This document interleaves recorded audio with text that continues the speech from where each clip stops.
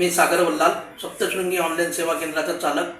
आपल्या सोलापुरातील नावाजलेले जनदर्पण news channel आणि अल्पावधीतच लोकप्रिय झालेले जनसामान्यांचे न्यूज चॅनल म्हणून ओळखणारे आणि जनसामान्यांच्या व्यथा-वेदना शासन दरबारी निर्भयपणे मांडणारे आणि आपल्या बातमीतून प्रसिद्ध करणारे आणि आपल्या चॅनलच्या माध्यमातून सर्वसामान्य लोकांना न्याय देणारे जनदर्पण न्यूज चॅनल आज 5व्या वर्षात पदार्पण करीत आहे.